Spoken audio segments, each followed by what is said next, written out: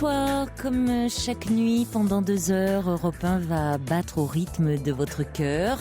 Alors si vous souhaitez partager avec nous ce qui vous tourmente, ce qui vous indigne, ce qui vous fait rêver ou ce qui vous bouleverse, la ligne est ouverte au 39 21. Vous y serez accueillis chaleureusement par Asiba et Julie, avec la complicité de Philippe Chartier qui réalise l'émission.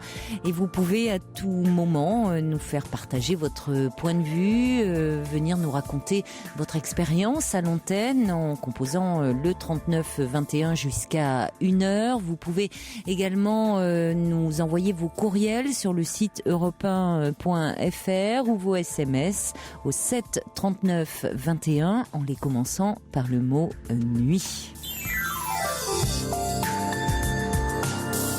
Jusqu'à 1h sur Europe 1, Caroline Dublanche.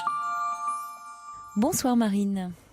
Oui, bonsoir Caroline. Merci de m'accueillir sur l'antenne. Mais je vous en prie. Voilà, ce qui se passe, c'est que je suis séparée. Bon, je vous explique ma situation. Je suis séparée depuis 2 ans, donc depuis 2009. Une personne avec qui j'ai vécu 20 ans quand même. Oui. Et ça s'est très très très mal passé. La séparation s'est fait très très très violemment. C'est-à-dire que moi, ça m'est tombé dessus. Je m'y attendais pas du tout. J'ai découvert un soir qu'il allait sur Internet, après qu'il était au téléphone avec une personne. Il discutait à voix basse, donc j'ai très bien compris que c'était avec une femme.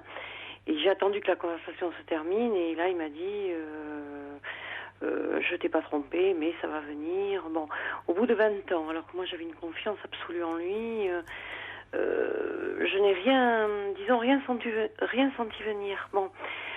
Suite à ça, effectivement, moi j'ai demandé la séparation parce qu'on avait acheté une maison en commun. Donc j'ai pas pu supporter de vivre cette situation, c'était invivable. Hein. Donc j'ai décidé de vendre la maison, on avait acheté une maison en commun. Et depuis ce jour-là, on l'a vendue en juillet 2009. Donc ça fait 2 ans maintenant, moi j'ai racheté une maison. Mais depuis ce jour-là, je n'arrive pas à, passer à autre chose. Voilà. J'ai toujours cette personne en tête. Je n'envisage même pas d'aller voir ailleurs. C'est obsessionnel. Hein. Alors j'ai consulté un psy. Tout le monde m'a dit il faut absolument t'en sortir. Il a été salaud avec toi. Il n'a pas été correct. Il n'a pas été élégant. Il faut t'en sortir. Mais je n'y arrive pas. Ça fait 2 ans que ça dure. Hein. D'autant plus qu'il est revenu. Il est revenu me voir, me relancer l'année dernière. Hein.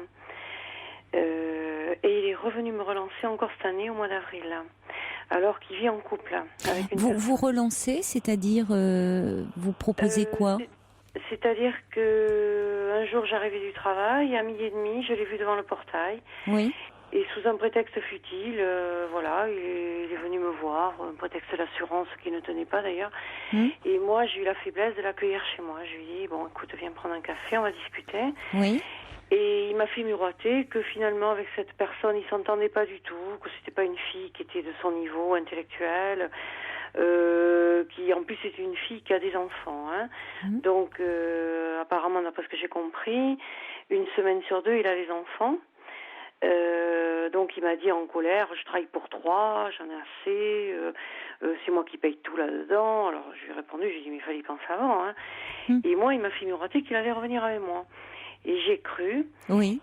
Et puis en fin de compte c'était du blabla quoi, c'était des salades. Parce que je pense qu'il s'était engueulé avec elle et qu'il a voulu la punir en lui faisant comprendre qu'il allait revenir avec son ex. Je pense que c'est ça. Hein. Oui, vous n'avez pas renoué même de façon furtive une relation. Il est venu parler avec vous, il s'est confié à vous, il s'est penché auprès de vous, mais vous n'avez pas renoué avec lui. On n'a pas renoué, mais enfin pendant 15 jours, ça durait pendant 15 jours. Il m'appelait tous les matins. Oui, vous y avez... Oui, pardon. J'ai cru, oui. Oui, bien sûr, mais bien sûr, ça se comprend. Ça se comprend, vous en aviez le désir en plus. Voilà, tout à fait. Et à tel point qu'un soir, il m'a dit, écoute, si tu veux, je mange avec toi. Et on a mangé ensemble, et puis moi je pensais franchement qu'il allait repartir chez lui. Et il m'a dit, non, écoute, si ça t'ennuie pas, je reste à la maison, je reste dormir chez toi. Bon, alors j'ai recraqué évidemment. Et le lendemain matin, il a été odieux. Mais alors, ce qui s'appelle odieux, c'est-à-dire qu'il s'est comporté, quand il est reparti, il a été très... à la limite vulgaire, quoi, comme s'il avait couché avec une fille de passage. Il est reparti travailler, il m'a à peine dit bonjour, il a râlé parce qu'il n'y avait pas de lait, il a râlé parce qu'il manquait ci, il manquait là. Et puis depuis, j'ai plus de nouvelles, voilà. Et bon, ça me pose un gros problème dans la mesure où je n'arrive pas à faire le break, à me détacher de lui, voilà. Peut-être parce que j'ai vécu 20 ans avec lui. Alors déjà Marine, hein, parce que c'est quand même 20 ans de votre vie. Bon, cette séparation date de 2 ans, et en 2 ans, il est revenu 2 fois vers vous, ou vous laissant quand même entrevoir la possibilité d'un retour possible vers vous. Donc c'est compliqué, vous dites, pour vous d'envisager à nouveau l'avenir sans lui. Vous voyez, 2 ans, évidemment, ça vous paraît très long, et ça l'est quand on est malheureux, quand on souffre, hein. Et en même temps, compte tenu de la durée de vie que vous avez passée ensemble, de l'intensité du projet de vie que vous aviez ensemble, de l'intensité des sentiments que vous avez pour cet homme, y compris actuellement, où tout est mélangé, c'est-à-dire un mélange à la fois de... Il y a aussi, on entend de la colère, hein, qui est bien légitime. C'est-à-dire à la fois cette blessure qu'il vous a infligée en partant pour cette autre femme, et puis la colère où il revient, il vient se confier à vous, et puis il vous dit bah oui, peut-être je vais revenir, et puis il revient, il passe une nuit avec vous, il se comporte après mal avec vous. Enfin il y a aussi beaucoup de colère, parce que vous êtes là dans votre chagrin, dans votre peine, et vous n'avancez pas. Pour le moment. À côté de ça, je me dis, je consulte un psy qui me dit, il faut arrêter cette situation, c'est un pervers, c'est quelqu'un qui vous manipule. Et je pense que c'est quelqu'un qui me manipule, parce que je vois pas l'intérêt qu'on a de revenir faire miroiter pendant 15 jours. On aura 2 maisons, il m'a dit, parce que moi j'ai acheté la mienne, lui il a acheté la sienne. On aura 2 maisons, l'autre, elle a la belle vie. Enfin, en attendant, il vit avec elle, il continue à vivre avec elle. Donc, alors, c'est-à-dire que venir vous raconter, pleurer sur votre épaule là, que c'est lourd pour lui cette situation. Oui, en plus c'est lui qui paie tout, il a à charge les enfants. Écoutez, c'est pas à vous de recueillir ses confidences, hein, comme vous lui avez dit. Il avait qu'à y réfléchir avant. Enfin, vous êtes quand même la plus mal placée pour entendre ce type de confidences. Tout à fait.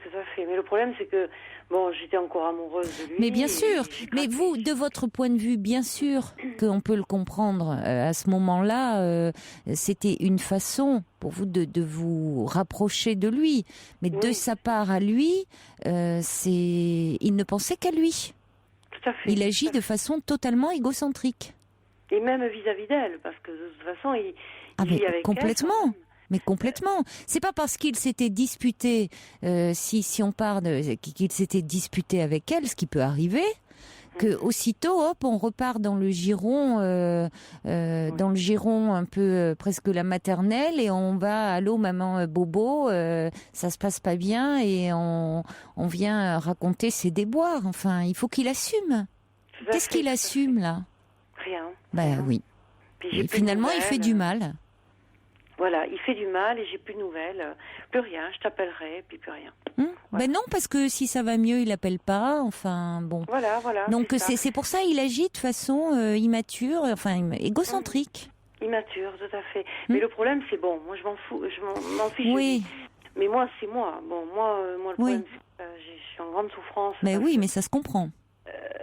Bon, tout le monde me dit, mais enfin quand même, un type comme ça, il t'atteint pas la cheville, je comprends pas que tu réagisses pas. Tout le monde me dit, oui, pourquoi tu réagis pas? c'est difficile, c'est difficile. Facile à dire. Voilà. Oui, oui, oui.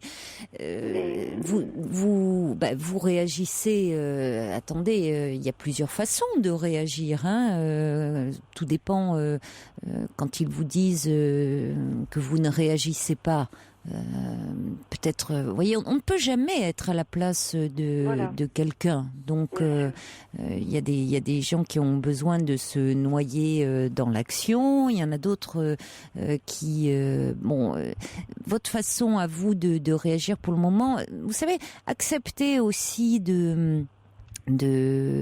après une séparation, accepter de se laisser traverser par la tristesse, par le chagrin, par cette période un peu d'idées un peu dépressives. C'est aussi accepter ce travail de deuil. Alors certains diront ah ben oui, mais c'est pas une façon de réagir. Oui, mais on fait aussi avec ça. Certains vont s'étourdir d'activités pour ne pas se retrouver face à eux-mêmes. Bon, chacun fait comme il peut. Tout à fait, oui. Mais c'est aussi une période à vivre, parfois cet entre-deux où on ne peut pas passer comme ça de 20 ans de vie commune avec quelqu'un à faire comme si, hop, on tournait la page et que ça n'avait pas existé. Donc peut-être que vos amis, votre entourage est un petit peu désemparé de vous voir un peu triste, un peu abattu, mais vous leur avez demandé quand vous leur avez posé la question, quand ils vous disent tu ne réagis pas, qu'est-ce qu'ils attendent de vous? Je pense que c'est pour me stimuler aussi, c'est pour me donner bon. Mais moi, ce que je n'arrive pas à comprendre et qui me chagrine, je me dis comment a-t-il pu, au bout de 20 ans, passer comme ça aussi rapidement de moi à une autre, parce que en fait cette fille il l'a pas connue après la séparation, il l'a connue 6 mois après. Donc il n'est pas parti pour quelqu'un, il est parti parce que je ne sais pas pourquoi il est parti, il en avait marre. Je pense qu'il avait envie d'acheter une maison sur le bassin d'Arcachon parce que c'était son rêve. Bon, il est parti, il avait envie d'être le seul maître à bord, c'est-à-dire on était deux sur la maison. Bon, à mon avis, ça devait le perturber un petit peu parce qu'il disait je peux pas faire ce que je veux étant donné qu'on est deux. Donc il voulait être le seul maître à bord et ça lui a pris tout d'un coup. Il voulait être propriétaire à 100% tout seul. Bon, il est parti et 6 mois après, il a rencontré cette fille. Et je me dis mais c'est pas possible. Comment peut-on aussi rapidement passer d'une personne à une autre et puis l'installer sous son toit? Et en plus, il a le culot de me dire, elle m'a piégée. Quand il est revenu me voir, il m'a dit, je me suis fait piéger, elle a mené ses meubles, elle a donné son préavis de son appartement, elle s'est installée chez moi. Alors là, j'ai réagi, je lui ai dit, mais attends, t'es chez toi, on s'installe pas chez quelqu'un comme ça quand même, hein.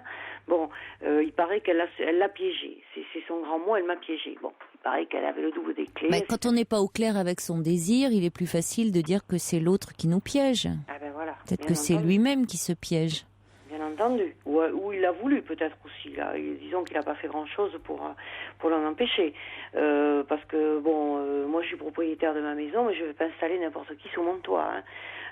Mais les hommes souvent refont... Alors, après, il n'y a que des exceptions, mais souvent les hommes, après une séparation, se remettent plus vite en couple. Ça ne veut pas dire qu'il n'y a pas... que pour autant ce qu'ils ont vécu précédemment n'a pas compté, n'a pas ah oui, non, mais justement comme s'ils voulaient recréer le couple, il y a une plus grande difficulté à être seul. Oui, voilà, c'est ça, il fuyait la solitude en fait. Alors que moi, je n'ai pas refait ma vie, je suis incapable de la refaire. Attendez, Marine. Oui, mais enfin, bon. Attendez, vous sentez pour le moment, il faut déjà que vous vous retrouviez vous. Pour le moment, vous ne pouvez encore vous définir que par rapport à lui, à la relation là. Pour le moment, vous voyez, il faut déjà vous retrouver vous et pouvoir exprimer avec vos amis, avec trouver des soutiens comme ça, tendres, chaleureux, affectueux, et puis dans le cadre aussi de votre thérapie, exprimer vraiment tout ce que vous ressentez. C'est aussi comme ça que vous allez progressivement vous libérer de toutes ces émotions qui pour le moment vous entravent et vous empêchent d'avancer, mais qui sont complètement légitimes et qui font partie aussi de ce travail. Enfin, on peut pas passer comme ça tant d'années auprès de quelqu'un et je vous dis encore une fois, tourner la page si facilement. Ça veut pas dire d'ailleurs que lui a tourné la page. Hein. C'est pas parce qu'on s'installe avec quelqu'un qu'on tourne la page. Parfois, on fait peser ce qu'on a vécu dans sa précédente histoire sur la relation à venir, que l'on vit actuellement. Bien sûr. Mais ce qui m'a fait mal, c'est que je suis allée sur Facebook là. Oui. Par curiosité, j'ai tapé son nom à elle et je l'ai vu en photo avec lui. Ça m'a fait terriblement mal. Oui, ça, évidemment. Je l'ai vu en photo, tous les deux. Donc je me dis, ça y est, ils sont en couple, il est bien, il est installé dans son couple. Et moi, à côté, j'ai rien. Je suis toute seule. Alors j'ai un sentiment de vengeance, ce qui est terrible. Hein. Oui. C'est pour ça que je consulte un psy, parce que c'est une vengeance qui va très très loin, qui va presque jusqu'à l'idée du crime. C'est pour ça que c'est grave. Hein. Je vous appelais pour ça. C'est-à-dire que oui. À la limite, le meurtre me libérerait de cette souffrance. Oui. Et mon psy m'a dit, vous savez que je suis en droit d'appeler le procureur. Hein. Il vous a dit ça, votre psy? Oui, parce que si jamais je passais à l'acte, elle est en tort, elle, parce qu'elle le sait, donc elle sait très bien. Mais alors, est-ce qu'elle m'a dit ça pour me faire reprendre un petit peu mes esprits ou parce que je lui ai manifestement fait comprendre que j'avais envie de me venger, quoi, de le tuer, d'en finir, quoi.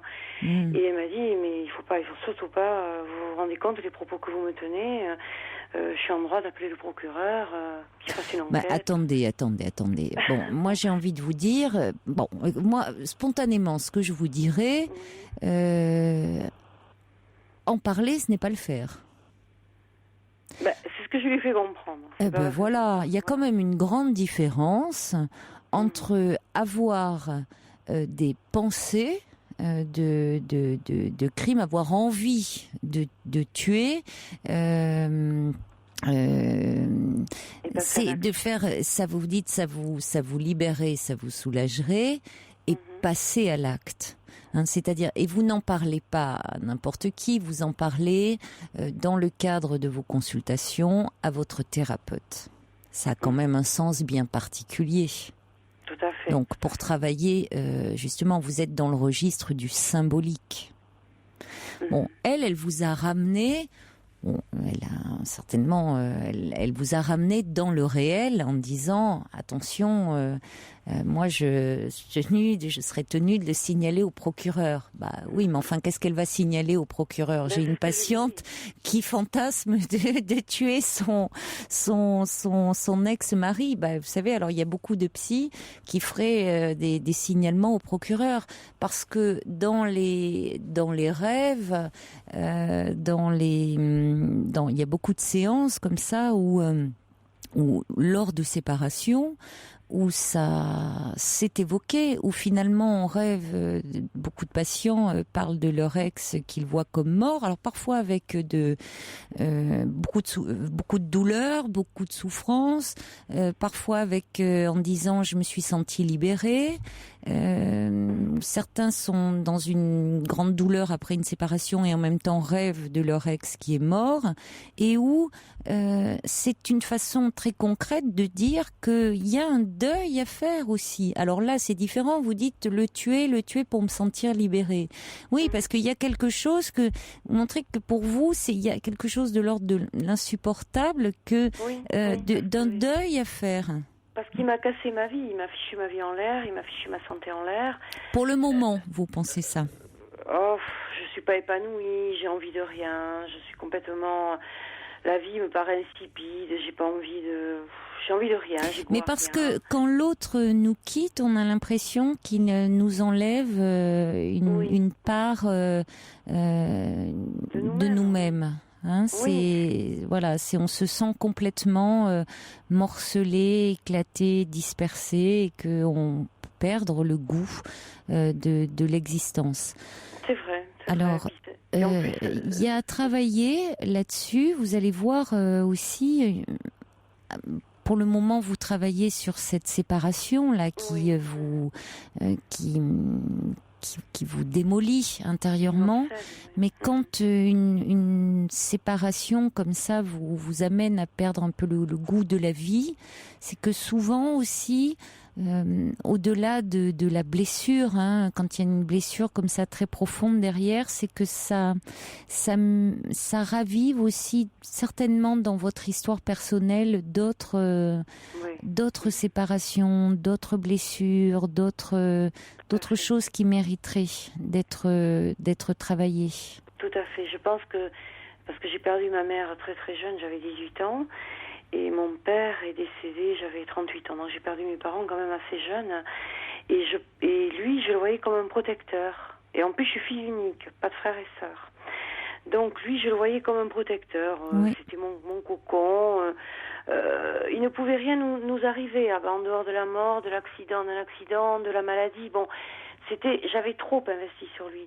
Et pour moi, rien ne pouvait et ça m'est tombé dessus, mais alors du jour au lendemain. Et je pense que ça me renvoie effectivement à la mort de maman que j'ai perdue trop jeune, à la mort de mon père que j'ai perdu trop jeune aussi. Donc là, je me retrouve un petit peu larguée, quoi. C'est-à-dire plus rien. Sans protection. Sans protection. J'ai des amis, mais je n'ai pas de famille. Je n'ai plus de famille. C'était votre mari, mais votre famille aussi. Voilà, mon point d'attache. Et là, tout a volé en éclats, quoi. Ça a été, puis ça continue, quoi. Je me dis, ça n'a pas évolué. J'ai fait des rencontres, mais bon, ça ne m'intéresse pas parce que bon, j'ai un rejet des hommes, j'ai un rejet de tout ce que. Pourtant, il y en a qui sont bien, il y en a qui sont très cultivés, bon. Mais pour le moment, j'ai un rejet et j'ai l'impression, je me dis dans 10 ans, si ça se trouve, je serai encore au même point. Donc je me dis, par moment, je me dis, ma vie est finie, quoi. J'ai l'impression que. Oui, mais il faut si vous voulez, c'est pas pour le moment. Je crois que la solution, c'est pas le bon mot d'ailleurs. Pour vous, ne consiste pas à aller chercher à vous réparer à tout prix en allant chercher à faire des rencontres. Vous n'êtes pas dans une disposition d'esprit à faire des rencontres. Je crois que actuellement, vous ne pourriez être que déçu. Oui, c'est vrai. Donc, vous voyez, vous êtes dans une telle disposition d'esprit, vous dites j'ai un rejet des hommes, un rejet... Donc, vous avez besoin, avant tout, de vous resécuriser. Oui. Cet homme représentait beaucoup plus que votre compagnon, votre mari. C'était vraiment votre protection. Tout à fait. Donc, en partant, c'est comme si vous perdiez toute protection, vous vous sentez extrêmement vulnérable. Tout à fait. Très démunis. C'est comme si ça vous renvoie à la mort de vos parents. Donc c'est comme si les pulsions de vie, vous voyez, on est plutôt là du côté des pulsions de mort, comme si la vie n'avait plus de sens. Donc c'est vraiment là-dessus qu'il faut travailler. Travailler de ce côté-là.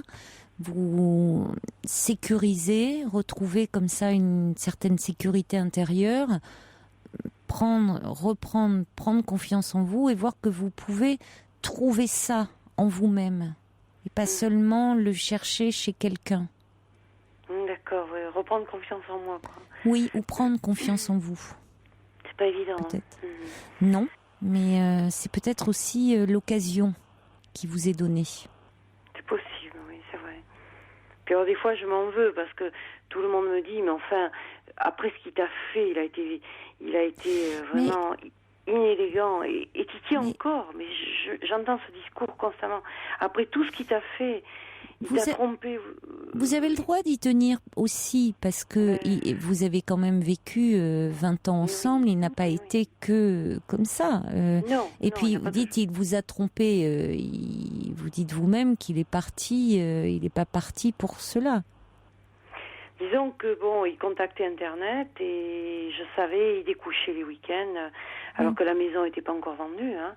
Il partait le samedi matin et je le revoyais le lundi midi. Donc ça a été horrible parce que moi je rentrais le soir, je voyais à minuit que la voiture était pas là, j'ai dit ça y est, il découche. Bon. Donc avant que la maison soit vendue, il avait commencé à courir à droite et à gauche. Bon, et ça, mes amis me le disent, mais tu te rends compte de ce qu'il t'a fait? Il a même pas eu l'élégance d'attendre que la maison soit vendue pour aller courir ailleurs. Vous habitiez encore sous le même toit. Et il allait courir ailleurs. Mais j'avais même une maîtresse qui m'appelait en pleine nuit, une de ses maîtresses. Votre mari est dans mon lit. Enfin bon, c'est horrible. J'en passais des meilleurs parce que c'était vraiment. Bon, il m'en a fait voir. Hein, il m'en a fait voir. Et mes amis ne comprennent pas. Me disent mais après ce qu'il t'a fait, il a même pas été correct. On peut être correct, on se sépare, mais on est correct. Or lui, il a été odieux, ignoble. C'est un personnage vraiment. Ça a été une séparation violente, très violente, il m'en a fait voir. Hein. Et mes amis ne comprennent pas que je puisse encore être attachée à lui. Ils me disent, mais attends, mais lui, il s'en fout de toi. Mais parce que vos amis... Oui, mais ça, c'est souvent le problème avec les amis. Ils veulent bien faire, c'est-à-dire que... bon, ils ont raison, en ce moment, ils vous rappellent tous ces mauvais côtés, mais en même temps, vous... comme vous êtes blessé actuellement dans le manque, parce que en partant, cet homme vous retire aussi cette protection. Il y a tout ça qui vous manque et vous n'avez pas connu que ces aspects négatifs chez cet homme. Donc, alors, vos amis ont raison de vous rappeler les points négatifs de sa personnalité, mais il n'y a pas que cela. Et vous savez, dans quelque temps, Marine, vous arriverez, quand vous irez mieux, à voir cet homme, c'est-à-dire plus à le diaboliser et plus à l'idéaliser non plus. C'est-à-dire à le voir... comme il est, comme tout un chacun est, avec ses qualités et ses défauts. En général, quand on arrive à faire le deuil d'une relation, c'est qu'on peut voir l'autre, voilà, c'est-à-dire qu'on ni on le diabolise, ni on l'idéalise. Or, souvent, dans une relation, vous voyez, quand on est au début, on idéalise complètement l'autre, et puis quand elle se termine, on le diabolise. Hein. C'est vrai. Donc, bon, après, eh bien, quand on a vraiment... bon, on s'est sorti d'affaires, j'ai envie de dire. On voit l'autre tel qu'il est. Oui, de façon détachée, quoi, voilà. Oui, voilà, beaucoup plus détaché. Mais ça, évident, il faut non, et il faut accepter, que ça vous prenne du temps. Oui, mais enfin, le matin quand je me lève, le week-end, c'est affreux. Oui, mais bien sûr, mais c'est bien sûr, mais ça, vous savez. Qui n'a pas connu, enfin, je pense beaucoup de personnes qui ont vraiment vécu une histoire d'amour importante, longue, enfin, une véritable histoire d'amour, peuvent tout à fait se reconnaître dans votre histoire, Marine. Je sais bien. Alors je sais bien que vous pouvez vous dire que bah oui, ça vous fait une belle jambe parce qu'en l'occurrence c'est vous qui en ce moment souffrez, mais c'est un moment où c'est un peu difficile d'en faire l'économie. Pour le moment, tout ce que vous pouvez faire, c'est de travailler sur, d'exprimer tout ce que vous pouvez ressentir, de le laisser s'échapper de vous, de le dire, parce qu'encore une fois, le dire, c'est pas le faire, et de vous dire que le temps aussi va vous aider, parce que dans ce genre de situation, il faut s'accorder du temps. Hein. Je sais, c'est très long, c'est très très long. Puis il y a aussi ce chien que j'ai récupéré, parce que pour un Noël en 2001, je lui avais offert un chien parce qu'il en voulait un. Bon, et ce chien, je m'y suis énormément attachée. Et lors de la séparation, je l'ai récupéré. Et ce chien souffre de ne pas avoir de maître, parce qu'il a vécu 8 ans avec lui. Bon, et je le vois, il souffre de pas, parce que quand j'ai des amis qui viennent me voir, hommes notamment, il est fou ce chien. Dès qu'il voit un homme, il se fait caresser. Et je me dis, on est deux malheureux. Bon, vous allez me dire, ce n'est qu'un chien, hein, mais ça ne fait qu'ajouter un peu plus à ma douleur, parce que ce chien, en fait, je l'ai récupéré alors qu'il était à lui, quoi. Il s'en occupait plus. C'est moi qui lui donnais à manger, c'est moi qui le promenais. Et ce chien, je l'ai récupéré. Donc, quand je le vois aussi, ça me fait mal. Bon, vous allez me dire, ce n'est qu'un chien. Hein. Non, je vous dirais pas ça, parce que vous savez, l'attachement qu'on peut avoir pour un animal est pas très différent de celui qu'on peut avoir pour un être humain.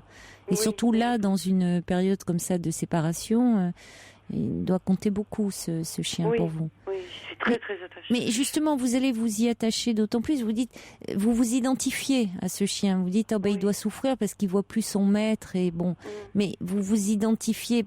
C'est vous qui souffrez beaucoup. Alors évidemment, il serait très heureux, votre chien, de revoir son maître. Mais dans les faits, vous lui prodiguez beaucoup, vous, d'affection, donc vous compensez aussi l'affection qu'il n'a plus auprès de son maître. C'est vous qui êtes. Vous voyez, et bien sûr qu'il le reverrait. Un chien a beaucoup de mémoire. Il le reverrait son maître. Il lui ferait une fête extraordinaire. Mais vous êtes là et vous lui prodiguez beaucoup d'affection et de tendresse. Donc ça compense. Et puis lui en retour aussi. Donc maintenant, j'ai envie de dire que c'est à vous aussi qu'il faut prodiguer autant de tendresse et de douceur que vous en prodiguez à ce chien. Marine, il faut prendre autant soin de vous que vous le faites avec cet animal. Oui, je vais vous lire quelques messages pour conclure qui arrivent pour vous. Il y a un message qui dit: vous allez faire comme tous ceux qui ont vécu une rupture. Au bout d'un certain temps, vous allez finir par être en paix avec vous-même et vous ferez peut-être une belle rencontre. Il y a Brigitte qui dit: vous avez tout un passé avec lui et l'attachement ne se contrôle pas. Il y a Angie qui dit: devenir vous-même votre propre référence, difficile mais tellement gratifiant. Bon courage à vous, Marine. Et puis Poupi qui dit il faut faire un travail de deuil autour de cette séparation. Courage à vous.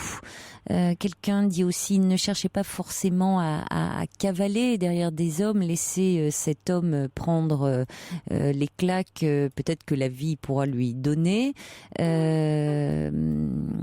y a quelqu'un qui dit: changement d'herbage réjouit les jeunes veaux, comme disait ma grand-mère. Ensuite la vie reprend son sens, sereine, prenez soin de vous, invitez des amis, bougez. Et puis il y a Salomon qui dit: reconsidérez votre avenir. Fabrice d'Angers qui dit: réveillez-vous, allez de l'avant dans quelque temps si vous le pouvez, quand vous irez mieux. J'ai également un petit peu les messages.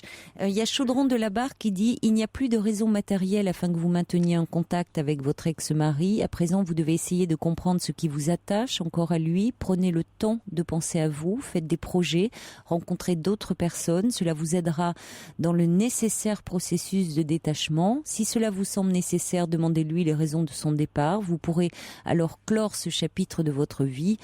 Bon courage à vous, bonne continuation. Isaac qui dit: votre séparation est la fin d'un cycle, mais c'est surtout le début d'une nouvelle étape de votre vie, au cours de laquelle vous allez pouvoir penser à vous, faire des projets dont vous serez la seule protagoniste.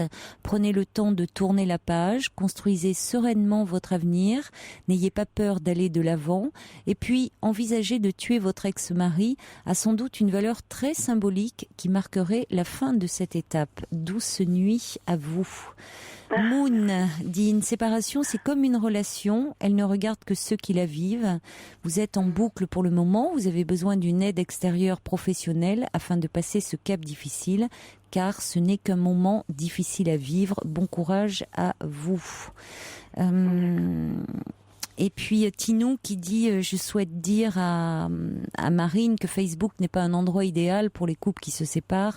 C'est incroyable le nombre de personnes qui regardent par la lorgnette pour épier ce que fait l'autre, ce qui renforce la jalousie et la détresse de l'abandon, dit Tinou. Bah oui, c'est vrai que vous êtes un peu fait mal, c'est le problème en allant voir, donc bon, évitez à l'avenir, hein, parce que ça c'est vous... un poison, ça. C'est un poison Facebook, Oui, évitez... C'est très dangereux. Oui. Éviter. C'est très dangereux parce que autant Internet, ça peut être, ça apporte énormément ça fait du bien, mais c'est une arme à double tranchant dans la mesure où on apprend beaucoup de choses sur Facebook. Mais enfin bon, il faut que j'ai le courage de ne plus y aller, mais c'est plus fort que moi. J'y vais, je tape le nom et je vais voir. Non, voilà. Et c'est alors vraiment là, efforcez-vous, parce que là vous faites inutilement du mal. Je me fais du mal. Mais c'est plus fort que moi. C'est pour ça que je dis, il faut que vous preniez soin de vous, que vous soyez un peu plus douce avec vous-même. Donc là, vous faites souffrir inutilement, Marine. Tout à fait. Hein? Non, mais je sais. Vraiment, faites attention à vous. D'accord. Bon courage. Merci beaucoup, Caroline. Bonne soirée. Bonne soirée à vous. Au revoir. Au revoir, merci beaucoup. Caroline Dublanche sur Europe 1. Pour intervenir dans l'émission, appelez le 39 21 34 centimes la minute.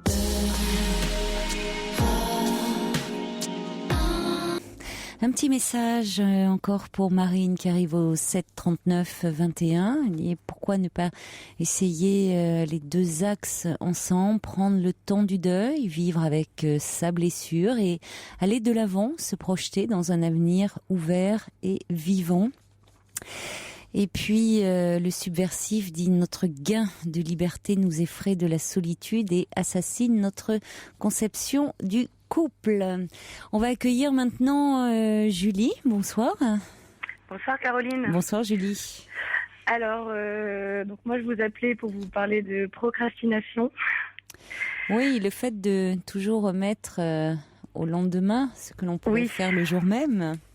Voilà, exactement. Donc ça fait longtemps que j'ai ce problème. En fait, ça a commencé quand j'ai commencé mes études. Donc là, j'ai 25 ans. Et ça me poursuit. Donc pendant mes études, j'ai eu plusieurs fois, par exemple, les huissiers sur le dos pour des factures pas payées, alors que j'avais rien fait de mal. J'ai aussi laissé pourrir ma voiture sur un parking pendant 1 an parce que je voulais pas m'en occuper. Donc voilà, je suis quand même assez atteinte.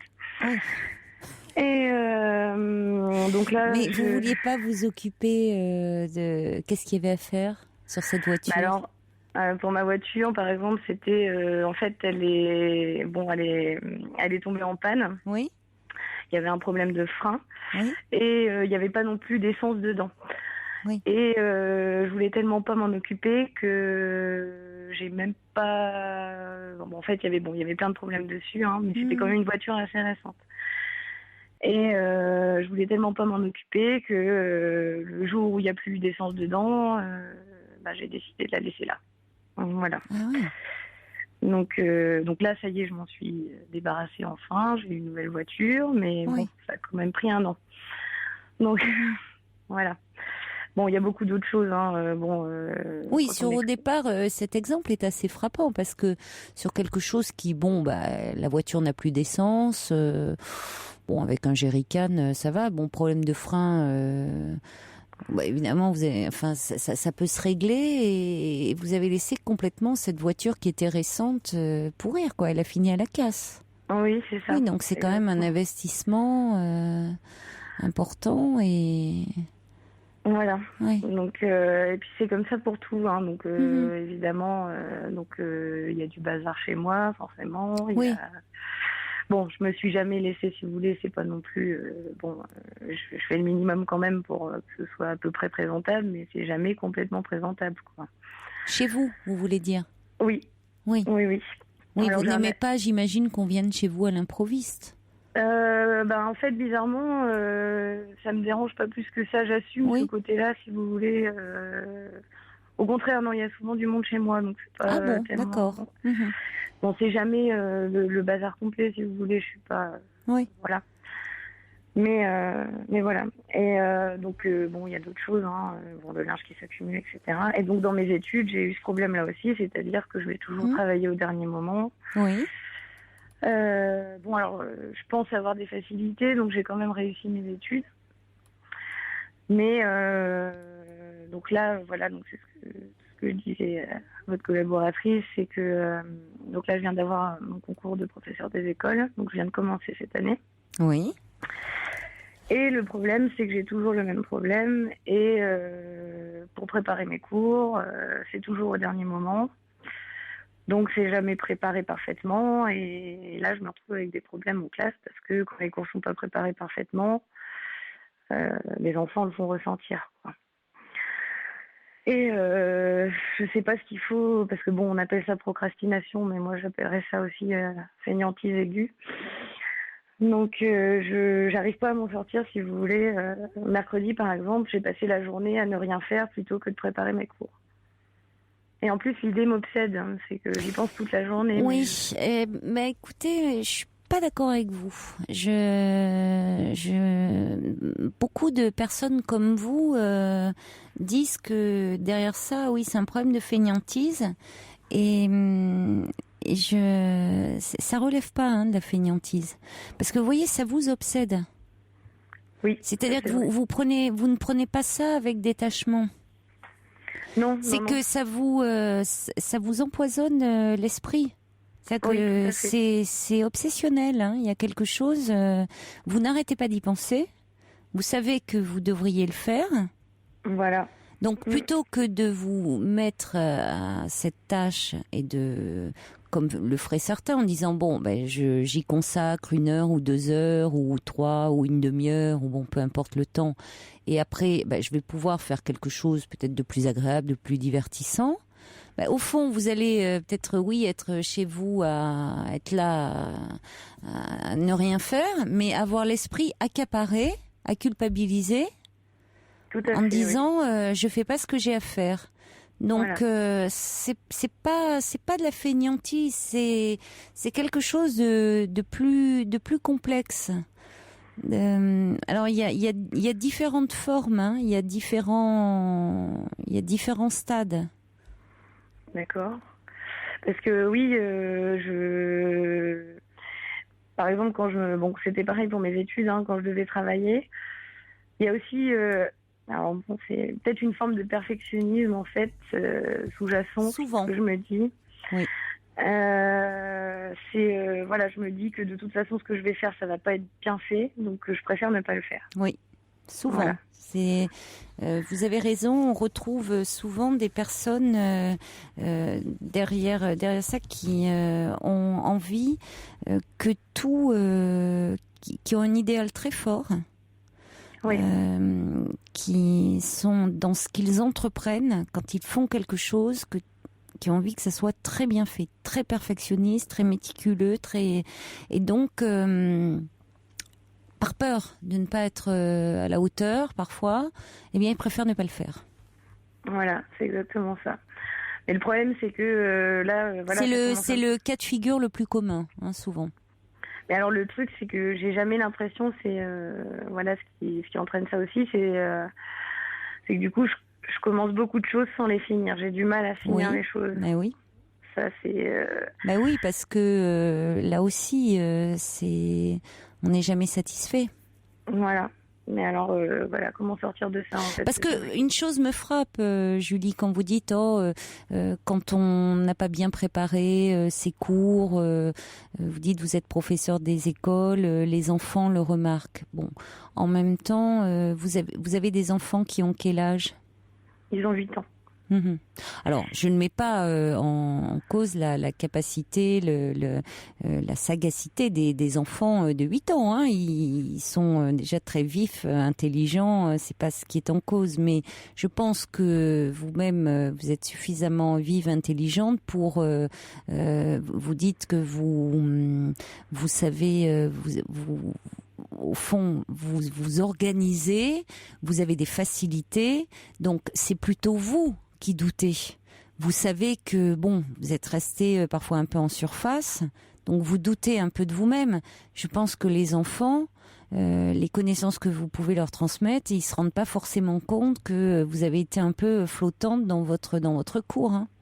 Mais si vous voulez, c'est pas tellement que je pense pas qu'ils se disent le cours est mal préparé. Non. C'est plus que comme le cours est mal préparé, si vous voulez, comme les détails sont pas, je vais pas dans les détails à chaque fois que je fais des choses, c'est toujours survolé. Comme c'est pas carré, mon autorité empathie, si vous voulez, c'est plus ça. C'est que, par exemple, j'ai pas assez bien organisé la logistique, donc il va me manquer du matériel, donc il y a des moments de flottement et là les élèves déconcentrent. Et voilà, c'est plus dans ce sens-là que je veux dire. D'accord, je comprends mieux. Oui. Voilà. D'accord. C'est plus ça, c'est pas. Oui, c'est l'organisation qui pêche un peu. Ah oui, complètement. Mmh. Oui, parce que j'y passe pas assez de temps. Et c'est comme ça pour tout. Tout ce que je fais, c'est toujours survolé. J'arrive pas. En plus de ça, il y a des problèmes de concentration quand je prépare des cours ou quand j'étais étudiante, parce que finalement, j'ai été étudiante beaucoup plus longtemps que professeur des écoles pour l'instant. C'est que j'ai du mal à me concentrer. Plus de 20 minutes, une demi-heure sur un sujet, il faut que je change après. Ça me torture l'esprit, quoi, pendant que quand je suis sur un sujet, ça me torture vraiment, quoi. Ça me plaît pas, j'ai des idées qui viennent, mais ça me plaît pas, donc je passe à autre chose. Vous voyez, c'est... Mais alors là, vous venez de commencer. Oui. C'est votre première année, hein, en tant oui. que... Oui. Alors j'ai déjà fait des remplacements, j'avais déjà fait un peu des remplacements pendant mes études. J'avais le même problème, quoi. Problème d'autorité dû au manque d'organisation de mes cours. Et je pense pas que ce soit dû à mon attitude, parce que je pense avoir la bonne attitude. Non, mais... je pense que votre analyse est juste. C'est-à-dire que comme c'est un problème d'organisation dans votre travail, donc il y a un problème de logistique derrière, il y a des moments de flottement, et pendant ce temps-là, évidemment, les enfants en profitent du coup il y a un petit problème de concentration, et vous perdez un peu d'autorité à ce moment-là. Bon, voilà. Il faut peut-être vous donner le temps aussi, la rentrée vient de s'effectuer, de vous organiser, parce que j'ai envie de dire, derrière, il y a cet aspect-là chez vous. Il y a aussi des choses. Vous n'allez pas changer. Dites-vous qu'il y a des choses. Vous n'allez pas changer radicalement tout du jour au lendemain, parce que il y a des choses qui vont vous ennuyer, et il y a des choses qui comment dire, vous n'allez pas devenir tout d'un coup la fée du logis, hein, par exemple, oui. Parce que certainement c'est que vous n'aimez pas trop ça. Maintenant, par exemple, par rapport aux factures, est-ce que il y a plus d'huissiers qui viennent chez vous? Non, donc alors les huissiers, j'ai réussi à les éviter, parce que quand même à chaque fois, il y a à l'extrême limite, je fais quelque chose, quoi. Je me suis jamais laissée submerger, mais par exemple, j'ai encore 2 livres que je devais rendre depuis 1 an à la bibliothèque, que j'ai toujours pas rendu. C'est vraiment pathologique, quoi. Alors que j'ai juste une lettre à poster, quoi. Je comprends pas moi-même, parce que c'est un geste très simple, et je me braque, et tout ce qui m'embête, en fait, tout ce qui m'ennuie, l'administratif, je le fais pas, quoi. J'ai l'impression de pas être mature du tout. Non, c'est pas une question de maturité. Il y a quelque chose dans cette inaction qui dit quelque chose de vous, hein. Il y a certainement quelque chose de plus profond, d'une angoisse. Alors. Après, si vous voulez, il y a différents niveaux, hein, dans la procrastination. Il y a, si vous voulez, le côté être dans volonté d'être dans la perfection. Bon, alors peut-être ça peut se voir au niveau de votre travail. Il y a parfois il peut y avoir une angoisse plus profonde. Il peut y avoir dans certaines formes plus sévères. Je ne dis pas du tout que c'est votre cas, hein, Julie, parce que moi je vous connais pas suffisamment et je ferai jamais de diagnostic à l'antenne. Il peut y avoir parfois, ça peut cacher des formes un peu de dépression. Ça peut être un des symptômes de dépression ou de remettre comme ça au lendemain.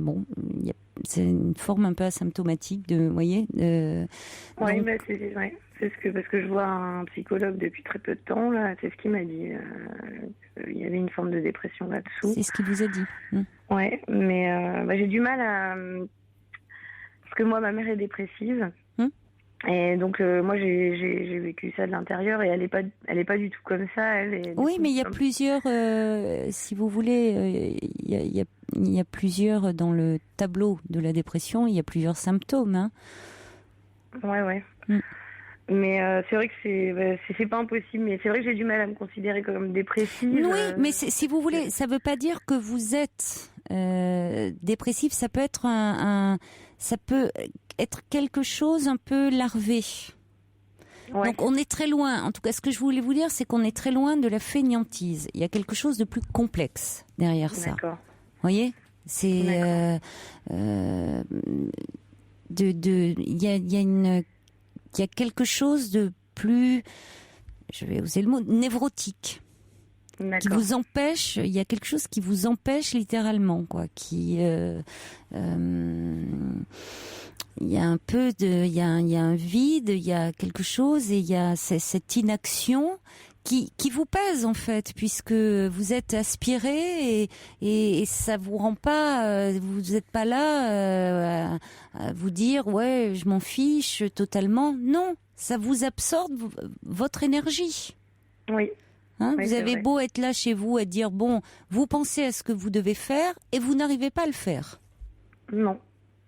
Là où d'autres se noient dans l'action, sont dans une hyperactivité, vous c'est l'inverse. Vous n'arrivez pas à envoyer effectivement ce qui demande 30 secondes. Hein. Mettre une lettre sous enveloppe et hop, c'est parti.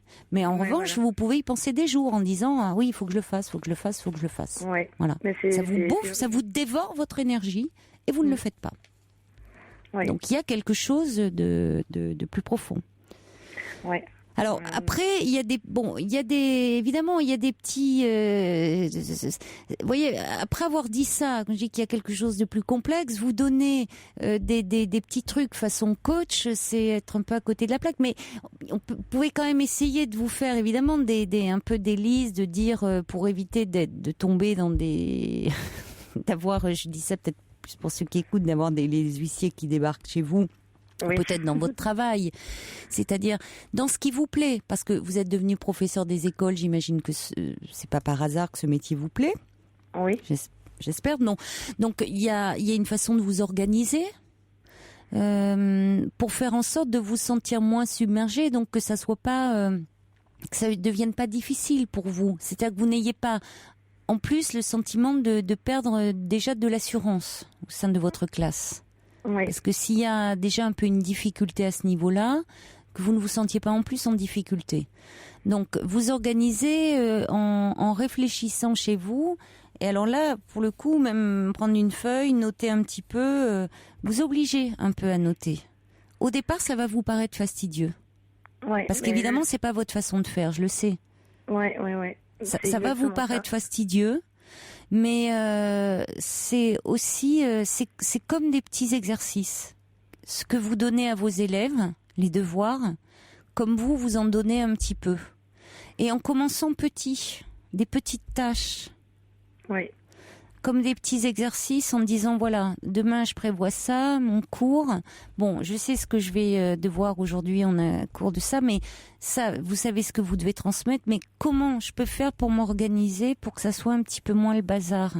Prévoir, vous faisant comme une petite liste, et puis quand vous l'aurez fait, vous récompensez vous, comme on fait un peu avec les enfants, enfin, vous encouragez, vous félicitez aussi, vous voyez, vous récompensez, parce qu'on oublie aussi ça, et souvent d'ailleurs dans l'éducation des enfants, qu'on sait punir, on sait quand on a fait des bêtises, mais on ne sait pas assez se récompenser.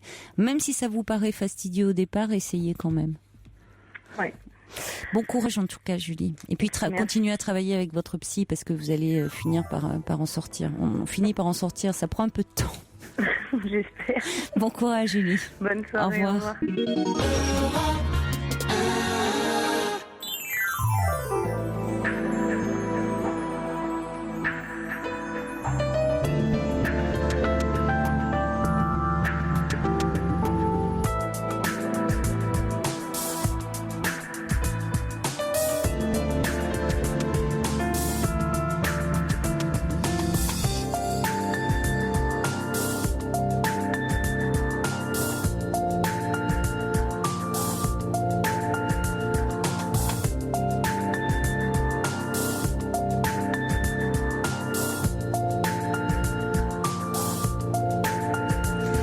Jusqu'à 1h, vous avez la parole sur Europe 1. Vous pouvez appeler le 39 21 pour parler de tous les sujets qui vous tiennent à cœur et me poser toutes les questions qui vous préoccupent.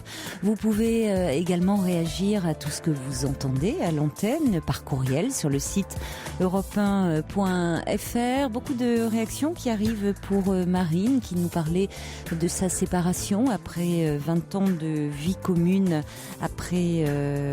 avec un homme. Liliane dit: je ressens incroyablement votre ressenti. Sans doute avez-vous comme un vertige, plus rien à quoi vous raccrocher. Celui qui était votre protecteur est parti. Un sentiment de deuil après 3 années à pleurer, à me sentir désespérée sans en donner l'apparence aux autres, mais tellement en souffrance lorsque j'étais seule. La nature, la randonnée, mes passions, mes filles m'ont aidé à surmonter cette épreuve de l'abandon, sentiment d'injustice. Moi qui ai tout donné à ma famille, à cet homme que j'aimais plus que tout et qui est parti après 12 ans de double vie vers une autre. J'ai déménagé, j'ai voyagé, j'ai fait des thérapies, sophrologie, yoga, je me sens tellement mieux. Alors courage à vous et surtout apprenez à vous connaître et à vous aimer et vous serez ouverte aux autres, dit Liliane. Et puis Mathilde dit mettez de la distance entre vous et lui parce qu'il n'aura pas la moindre pitié pour le chagrin qu'il vous inflige. Travaillez pour l'extirper de votre cœur sans espérer le punir, dit Mathilde. Et puis Héliotrope dit construisez-vous un nouvel avenir. Chaudron de la Barque dit à propos de Julie qui nous parlait de la procrastination, c'est-à-dire le fait de tout remettre au lendemain, qui dit la fainéantise c'est aimer ne rien faire. Dans le cas présent, c'est le passage à l'acte qui vous pose problème. Et derrière cette difficulté, il y en a forcément d'autres qu'il faut mettre à jour. La quête de la perfection est inévitablement synonyme d'imperfection, voire même de frustration diverses. Par-delà cette quête, quelle image de vous-même essayez-vous de construire ou de démolir? Vous pouvez également nous envoyer vos messages au 7 39 21 en les commençant par le mot nuit. Raphaël de Belfort dit: remémorez-vous souvent que ce qui est fait n'est plus à faire. Vous aurez ensuite l'esprit libéré et vous serez sereine. Oui, mais c'est très difficile, Raphaël, pour ceux qui procrastinent. Et puis, Ninou dit: sans doute y a-t-il derrière ce syndrome une angoisse liée à l'action, à la mise en avant, au futur. Oui, une difficulté de se projeter dans le futur, vous avez raison. Et le subversif dit: la perfection, l'hédonisme ne sont qu'à mi-chemin du cœur de la procrastination, qui somme toute est banale, parce que derrière tout ça, il y a la peur de la mort. On va passer un petit peu de musique et après nous accueillerons Olivier. Bonsoir Olivier. Bonsoir, oui, voilà. J'ai découvert votre émission hier soir. Ah oui? Oui, complètement. Mais j'écoute Europe 1 depuis que je suis séparé depuis quelques jours. Oui. J'écoute très peu la télé et je préfère écouter pendant que je remets en ordre ma maison, la radio. Je trouve ça plus plaisant et plus intelligent. Mais ça permet en tout cas, on est moins passif quand on écoute la radio. Comme vous dites, on peut faire des choses tout en écoutant la radio. On n'est pas vautré dans un canapé complètement. Alors Olivier, il est dans l'ambivalence la plus totale. Depuis le début de son enfance, Olivier, il est né à 6 mois prématuré parce que son sang était incompatible avec le sang de sa mère. Son père l'a quitté à l'âge de 6 mois, quand j'avais 6 mois. Je n'ai vécu qu'avec des femmes et je n'ai toujours été qu'avec des femmes. C'est-à-dire que je ne suis pas très grand. Je mesure 1m57 pour tout dire. Et j'ai compensé ça par un certain talent que j'ai qui est le piano et la composition. Mais l'ambivalence est encore là, c'est que j'ai fait des études, je suis juriste, j'ai un bac+5.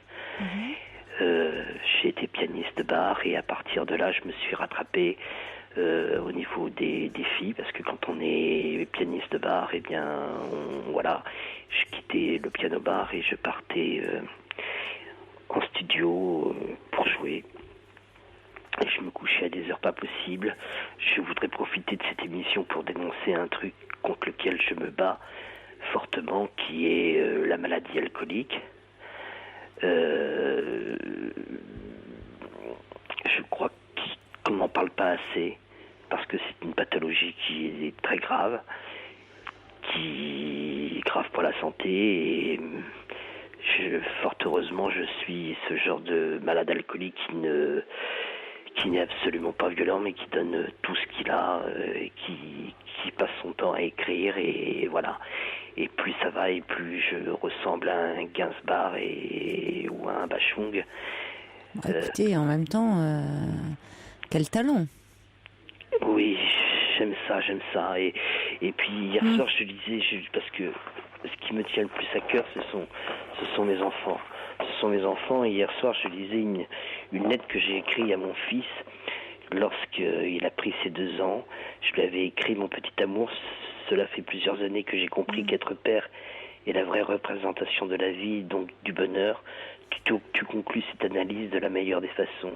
Je vivre à t'entendre parler, à te regarder sourire, faire ton coquin, et les derniers remparts de l'émotion s'effondrent lorsque tu empoignes ta guitare en plastique, lorsque tu t'observes armé de ton instrument dans le reflet de la cheminée, lorsque ton corps se plie pour entendre des sons qui n'existent pas encore, lorsque tu grimaces pour accompagner le chant de tes mentors, c'est Kali, Chédid, Bachung, que tu réclames dès l'aurore, lorsque tu te places à mes côtés, jambes écartées, guitare enserrée au moindre accord plaqué sur le piano.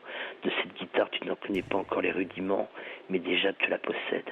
Bien entendu, je rêve qu'elle devienne un jour notre sujet de conversation, notre pont-levis, et pourquoi pas qu'il vienne se frotter à mon clavier. Je rêve de me sentir un jour tout petit et admiratif face à ta dextérité, ta virtuosité, ton savoir, ton charisme. Si cela devait jamais être le cas, je continuerai à t'aimer sur le même accord, mais quoi qu'il en soit, pour les 3 ans, tu reçois aujourd'hui en cadeau ta première vraie guitare, et j'attends ton feu vert pour réserver le Stade de France, à moins que modestement tu préfères commencer par le Bateau Ivre.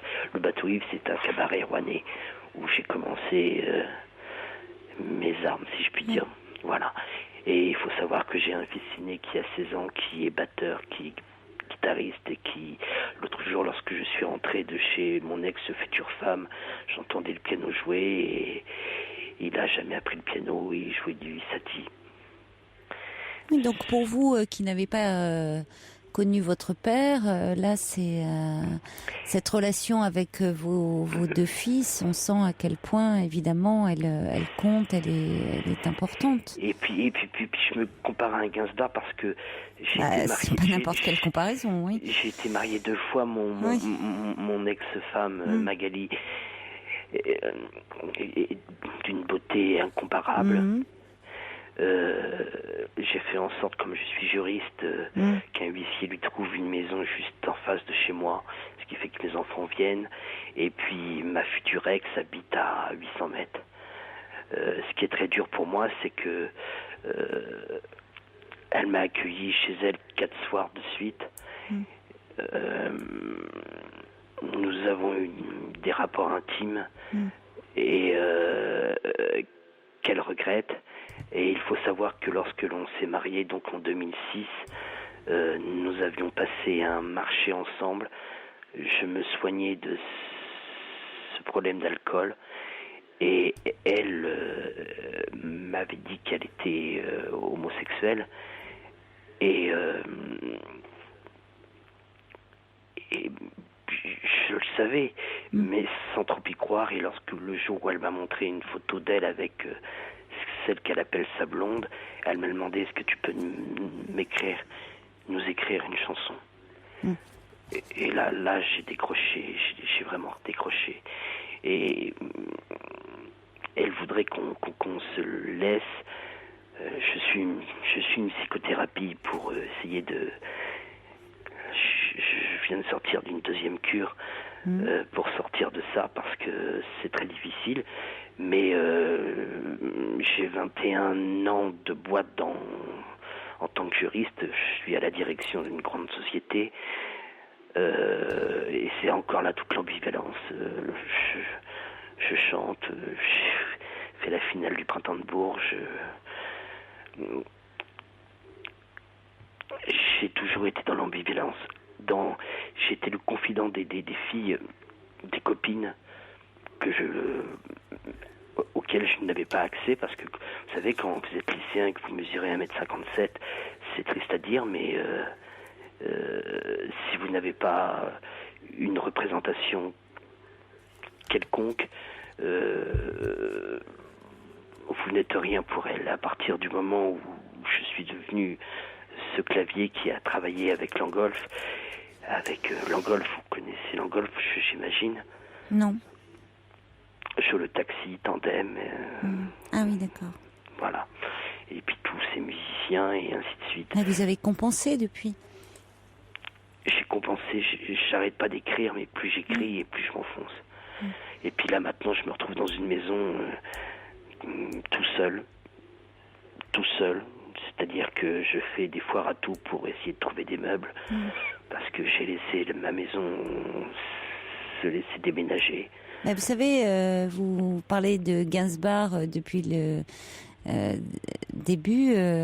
Serge Gainsbourg disait que dans certaines interviews, qu'il aimait pas beaucoup Gainsbourg. Hein. Je sais bien, et moi j'aime pas. Finalement, parce que c'est toujours le problème, Gainsbourg, c'était le personnage public. La provocation, la transgression, en même temps, l'auteur génial, il a un talent fou. Et puis Serge Gainsbourg, c'était tout autre. C'était non mais d'accord, mais Serge Gainsbourg était dans un tout autre registre. C'est certainement un homme beaucoup plus secret, beaucoup plus pudique d'ailleurs, parce que souvent quand on est dans la provocation et dans la transgression, c'est qu'il y a derrière une plus grande Mon ex-future épouse m'a dit que j'étais le seul homme avec qui elle pouvait vivre. Et je me souviens au Festival d'Avignon, je dansais avec une copine Béa qui sortait avec Florence, et elle me dit Zitoun, parce qu'on m'appelait Zitoun, parce que je travaillais beaucoup avec Zitoun, c'est olive en arabe, hein. Et Zitoun, tu peux me le dire à moi, tu es gay? Je suis pas gay, je suis complètement hétéro, je suis pas gay. J'ai un rapport effectivement avec le sexe féminin qui est particulier. Et voilà, j'ai vécu avec Nathalie de... Mais là, on s'égare un peu. Moi, ce que j'entends de votre appel, bon, on sent que vous avez besoin de parler, mais on peut pas non plus... vous avez... vous dites... vous avez souffert d'une carence paternelle. Vous dites que vous avez été élevé par des femmes.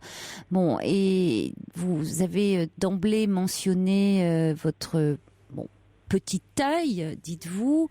Il y a un complexe, mais au-delà de ça, manquer d'une référence masculine. Alors vous l'avez comblé à travers vos créations, dans la musique et autres, mais en même temps comblé pas totalement, on l'entend bien, et d'ailleurs sinon il n'y aurait pas ce problème avec l'alcool. Je comprends pas pourquoi elle me quitte là. Mais oui, non, mais bon, j'entends bien. Mais ce problème avec l'alcool, c'est derrière ça, ce problème que vous avez aussi, c'est aussi ce problème avec vous-même, c'est-à-dire que vous avez créé ce personnage. Et c'est parfois ce qu'ont les personnages publics, c'est-à-dire qu'ils se rendent compte qu'ils sont aimés mais pour ce qu'ils sont, pour ce qu'ils représentent, et pas pour eux-mêmes finalement. Donc s'ils n'ont pas un socle profond, ils vont se réfugier dans des sensations de plus en plus fortes, dans des addictions. Mais comment je peux faire à 46 ans? Justement ce que vous faites en faisant ce travail sur vous-même et en travaillant sur vous-même. Oui.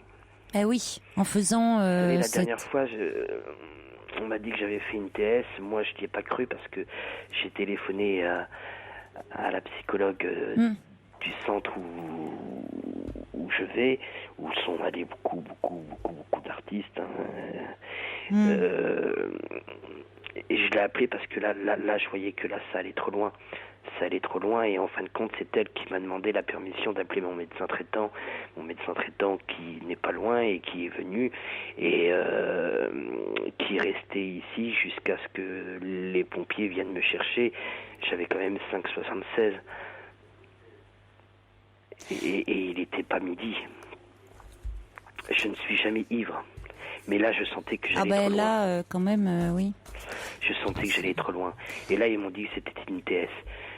Ils m'ont dit que c'était une TS, et je dis non, c'est pas une TS, puisque j'ai appelé Madame Tell. Je l'ai appelée parce que je sentais en tout cas, vous êtes dans un processus d'autodestruction. Bon. Et ils m'ont dit, si vous l'avez appelé, c'est que vous saviez très bien que vous étiez allé trop loin. Donc, écoutez, voilà. Je crois, Olivier, il faut comprendre quand vous dites pourquoi elle vous quitte, peut-être qu'elle en a aussi assez de cette errance. Mais je lui donne tout. Oui, mais elle n'a pas forcément envie que vous lui donniez tout. Les femmes n'ont pas forcément envie qu'on leur donne tout. Hein. C'est peut-être ça aussi le problème. Hein. Peut-on tout donner à l'autre d'ailleurs? Vous savez, quand je me suis marié avec Nathalie en 2006, elle n'avait pas le niveau bac. Je l'ai aidée à préparer le niveau bac. Maintenant, elle est en 2e année d'école infirmière. C'est moi qui ai préparé tous ses cours. Qui est... voilà. Oui, mais vous feriez peut-être mieux de vous occuper de vous. Mais c'est ce qu'on n'arrête pas de me dire quand je fais une cure à l'établissement en question. Comme je suis juriste, on me reconnaît et il faut que je solutionne les problèmes de garde d'enfants, les problèmes de bail. Oui, mais justement, Olivier, le problème, c'est que quand vous faites une cure, vous faites pas une cure en tant que juriste. Vous faites une cure parce que vous avez des problèmes d'alcool. Tant que vous n'admettrez pas cette réalité-là, l'alcool touche toutes les personnes à tous les niveaux de la société, quel que soit, voilà. Donc là, vous avez des ouvriers, des juristes, des cadres, des patrons, et là, vous y êtes pas en tant que juriste. Vous êtes quelqu'un qui est en souffrance et qui a des problèmes avec l'alcool. Il y a des médecins. Donc vous n'êtes pas là. Mais bien sûr qu'il y a des médecins, il y a des psys. Vous n'êtes pas là pour. Vous n'êtes pas là pour. Non, mais il y a des médecins pour qui aider. suivent la cure, mais je vois bien leur comportement. Ils ignorent un petit peu l'entourage et moi par contre c'est tout à fait le contraire. Je me sens bien avec les gens qui sont plutôt marginaux. Et ça j'ai bien compris. Mais si vous voulez à un moment, c'est aussi un des premiers pas, ça sera d'accepter que y a une difficulté de travailler aussi sur je reviens parce que cette image, cette comparaison que vous faisiez avec Gainsbourg, c'est-à-dire ce personnage que vous êtes, qui non, est que vous, je sens devenir de plus en plus. Voilà, et qui au fond que vous vous êtes créé un moment pour survivre à une réalité un peu difficile et qui vous échappe un peu et qui fait que vous vous aimez pas vraiment et arrivez un peu à vous trouver et quand je me suis marié vous aimer davantage. Et ça, il faut vraiment travailler là-dessus. Hein. C'est vraiment dans le cadre de votre thérapie que vous pouvez le faire, Olivier. Hein. Quand je me suis marié avec ma première épouse, elle était en situation de surendettement, donc j'ai pris la maison sur moi tout seul. Et en 2006, quand je me suis marié avec Nathalie, j'ai mis la maison à elle. Et puis c'est maintenant qu'elle me quitte. Alors que à chaque fois que j'ai fait une cure, je l'ai fait volontairement. Mais vous savez, il y a des gens à qui on donne beaucoup et qui finissent par nous quitter. Et puis il y a des gens mais vous ne croyez pas qui nous donnent rien et qui avec qui l'on reste. Vous voyez, la vie, c'est pas mathématique, Olivier. Mais en revanche, c'est à vous-même qu'il faut un peu donner davantage et donc je vous le redis, travaillez sur vous-même. C'est mes enfants, moi ce que je veux. Oui, mais là, pour vos enfants, justement, il faut déjà que vous avanciez parce que vous dites que vous avez souffert de l'absence de votre père et vos enfants. J'ai pas eu l'impression d'avoir souffert. Écoutez, il y a quand même une carence. Je pense que vous êtes aussi, à mon avis, dans une. Vous n'avez pas l'impression d'en avoir souffert. C'est une des premières choses que vous m'ayez dites en parlant de vous à la troisième personne. Oui. En disant que c'est une des premières choses que vous m'ayez dites. Parce de que vous. j'ai voulu brosser le tableau parce que. Oui, mais c'est pas anodin la façon dont on se présente. Les premières paroles qu'on dit de soi ne sont jamais anodines. Et par rapport à vos enfants, ce sont des fils. Ce que vous leur transmettez de vous, c'est important. Fils et filles, c'est quand même important parce que l'image d'un père qui pour le moment est en souffrance, ça ne veut pas dire vous pouvez, ça arrive, c'est un moment comme ça dans votre vie, mais ce que vous vous dites, c'est important. C'est ce qui vous permet aussi, ça vous permet de tenir et de tenir debout. Donc vous travaillez pour vous en sortir et aussi pour vos enfants. Donc pensez à vous et aussi pensez à eux. C'est ce que vous dit Brigitte. Bon courage pour avancer sur votre voie qui passe par cette si difficile désintoxication. Bon courage, Olivier. Au revoir. Appelez le 39 21 34 centimes la minute.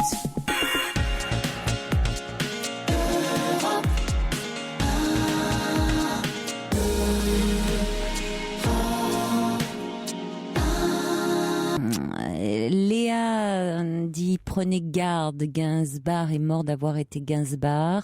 Vos fils ont besoin de vous et vous-même avez besoin de vous-même.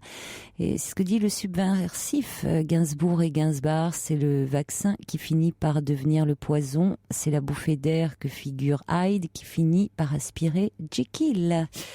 Des messages qui arrivent par courriel pour Julie. Séverine dit j'ai enseigné, j'avais le même problème de procrastination, accentué du fait qu'on travaille en partie à la maison avec des horaires à définir soi-même.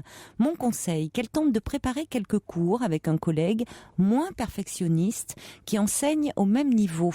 Cet échange pourrait l'aider à relativiser ses propres exigences et à être plus sereine. Bon courage à elle. Et puis Stéphane dit « Je me suis totalement reconnue dans le témoignage de Julie. J'ai 50 ans et cela continue à me poser des problèmes.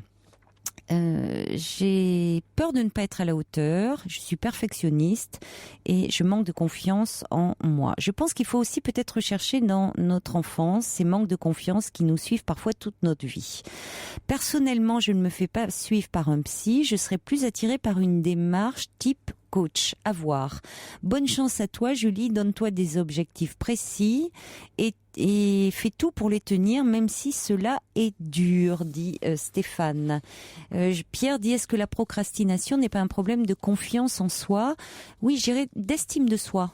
Souvent, quand il y a derrière des problèmes un problème de dépression, ça peut toucher à des problèmes de dépression. Il y avait Thomas qui nous disait, c'était un enseignant. Non, c'était Johan qui dit « Je suis dans le même cas, je suis prof, je me mets au travail au dernier moment, ce qui ne me laisse plus le choix, et quand j'essaie de m'y prendre en avant, je vois l'objectif et l'aboutissement, je vois tout ce que j'ai à faire, et du coup, je n'avance pas. Je dois laisser la perfection de côté lorsque je prépare au dernier moment, et d'ailleurs, j'y suis là, en train de travailler, me dit Johan. » Allez, on va accueillir maintenant... Inès, bonsoir. Ah oui, avant, pardon Inès, j'avais un petit mail de Thomas qui a entendu l'intervention de Marine qui était très très touchée, très bouleversée par la séparation avec son mari. C'était la première intervenante, et puis aussi très en colère, encore après lui. Et Thomas nous dit, je voudrais vous parler du livre La colère. Alors accrochez-vous, de Thich Nhat Hanh, que vous connaissez peut-être, non, je connais pas. Il dit des paroles qui vous insufflent très rapidement un vent de paix dans tout votre corps et vous aident à traverser des moments comme cela, dit Thomas. Alors, ça s'appelle La colère, donc de Thich, après Nhat, H-A-N-H. On va le mettre sur le site internet d'Europe 1. Voilà, à propos de cette émotion, la colère. Et merci à vous pour, en tout cas, cette précision de lecture, mon cher Thomas. Bonsoir Inès. Alors déjà, je tenais à vous dire que j'étais ravie de vous avoir. Mais moi aussi. En fait, merci à vous. Parce que vous m'accompagnez, en fait, sur les deux échelles, j'allais dire tant du temps, parce que ça fait près de 10 ans que je vous écoute. Ah oui, en effet. et de l'espace, parce que bon, je vous écoutais en France, oui, à New York, à Miami, à Marrakech, grâce à Internet, bien sûr. C'est pas vrai. Et je vous promets. Et c'est le lien, en fait, que je garde avec la France, en fait. C'est vraiment, je veux dire, Europe 1, mais votre émission en particulier. Ah oui, c'est incroyable, ça. Je vous écoutais le matin à New York, mais bon, j'allais dire, l'émission est tout aussi bien que ce soit le matin ou le soir. Et donc, c'est vraiment la connexion qui me restait avec la France quand j'étais à l'étranger. Mais alors, qu'est-ce qui fait que vous avez voyagé autant comme ça, en l'espace de 10 ans ? En fait, c'est le travail. Oui. Je me suis dit, entre 25 et 35 ans, pas de charge de famille. Je me dis, je vais me permettre d'aller visiter les pays que j'ai envie de visiter, d'aller travailler aussi à l'étranger et de parfaire mon anglais et de voir, parce que je suis dans le domaine financier, et de voir un peu, en fait, comment on travaille ailleurs. Voilà. Et apprendre à relativiser. C'est surtout pour ça. Voilà. Ben là, vous avez effectivement été dans des pays très différents, des cultures radicalement différentes. Est-ce que ça vous a vraiment appris à relativiser Oui, surtout en étant, j'allais dire, à l'opposé. C'est-à-dire, j'ai été dans des grandes sociétés, où j'ai travaillé avec des gens très très riches, et j'ai été aussi allée aider dans des associations qui avaient plus de difficultés. Ça, c'était du bénévolat, bien sûr, mais je tenais justement à voir les deux aspects. Tant que ce soit à New York ou à Miami, c'est pire en fait, parce que vous avez tous les Haïtiens qui débarquent en fait à Miami, donc c'est une population difficile qu'il faut aider. Souvent ils étaient sous tutelle, donc il faut les aider à gérer leur argent. Bon, ils n'en avaient pas beaucoup, mais bon, c'est la même logique, mais j'allais dire un peu plus humaine, je pense. Parce que quand on est dans des sociétés du CAC 40 et que vous gérez des millions de dollars, c'est pas comme quand vous gérez un petit salaire de $800, c'est-à-dire à peu près 700 euros. Enfin, donc voilà. Et au Maroc, c'est pareil. C'est des pays en voie de développement où vous avez les fameux 20-80. Vous avez 20% des riches qui ont 80% des richesses. En fait. Enfin, 20% de la population avec. Et c'est dur quand vous allez à Casablanca, par exemple, qui est la capitale économique. Vous avez des gens qui roulent en Porsche Cayenne et puis aller à 200 km, vous avez des gens qui sont avec des vaches et des charrues. Voilà. Et c'est vraiment. Oui, ce décalage est flagrant entre les très très riches et vraiment les très très pauvres. Et ça, c'est typique des pays en voie de développement, en fait, comme le Mexique, par exemple, c'est la même chose. Donc, oui, relativisez complètement quand vous voyez une famille, ils sont 6, et qu'ils vous invitent à partager un repas alors qu'ils n'ont rien. Et je trouve ça magnifique, en fait, alors que quand on vient en France... Là, ne serait-ce que pour les demander un renseignement, on vous fuit un petit peu. J'ai eu un petit peu de mal, en fait. C'est là où je me suis vraiment rendu compte que ici, on est vraiment râleurs, sincèrement. Et qu'on ne prend pas la mesure, en fait, des avantages que l'on a, sincèrement. Parce que, vraiment, au Maroc, ils travaillent sans contrat de travail, sans protection sociale, avec le risque d'être virés du jour au lendemain, sans indemnité ni quoi que ce soit. C'est... Donc là, on devrait être ravis de vivre en France, en tout cas, et de ce que l'on a. C'est important de le dire, oui, même si, bon, il n'empêche qu'il y a des problèmes en France, puisque notamment en termes de pauvreté, il y a quand même aussi beaucoup de pauvreté aussi en France, que quand on voit, alors on n'est pas aussi, quand vous dites les très très riches et les très très pauvres, bon, on n'est pas au stade d'être dans des pays en voie de développement, mais on voit que l'industrie du luxe se porte très très bien, le secteur du luxe, et qu'à côté de ça, la pauvreté se développe aussi beaucoup, donc il y a quand même des problèmes, mais vous avez raison, il y a aussi on a tendance à se plaindre parfois beaucoup pour des choses qui n'en valent pas vraiment la peine. Je suis d'accord avec vous. Et c'est comme ça qu'on est perçu à l'étranger. C'est vraiment le premier adjectif. Ah ouais, on a ce côté-là. C'est un peu ce qui nous définit, un peu comme des râleurs, ouais. En fait, en France, il y a un peu ce qu'on va appeler les nouveaux pauvres. En fait, vous parliez non, il y a des difficultés. Moi, je dis nouveaux pauvres parce que c'est une autre définition, une autre réalité de la pauvreté qu'il n'y avait pas il y a une dizaine d'années. Oui, les gens qui travaillent et qui ne s'en sortent pas. Il y a quand même, c'est aussi une vraie réalité. Bon. Enfin, c'était pas le motif de votre appel au départ, Inès. Mais c'est tout un plaisir en tout cas. Alors moi, je vous appelle. Je vais vous situer le contexte. Alors donc moi, je suis d'origine marocaine. Mon grand-père paternel avait 2 femmes. Ouais. Donc avec la femme A, il a eu que des garçons. Avec la femme B, il n'a eu que des femmes. Ah oui. Oui. C'est drôle, oui.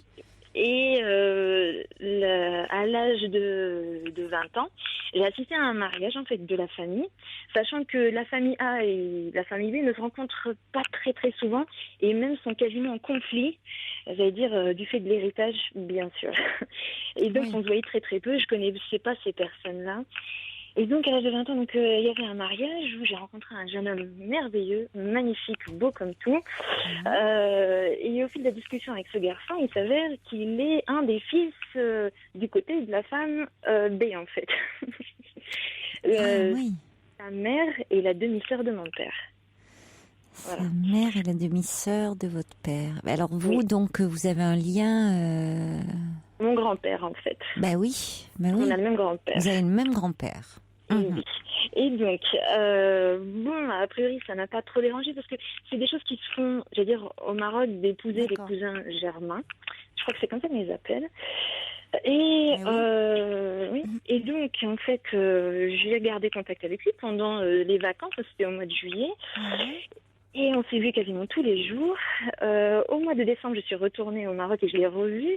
Et ça se passait très très bien. Donc il a 5 ans de plus que moi en fait, lui. Oui. Et à mes 21 ans, parce qu'en fait moi je suis née le 14 juin et lui le 15 juin. On est jumeaux tous les deux. Ouais. Et on s'entendait très très bien. On s'est dit bon allez, au mois de juillet on s'est mis ensemble en fait, de façon officielle entre nous. Oui. Et sa mère l'a appris.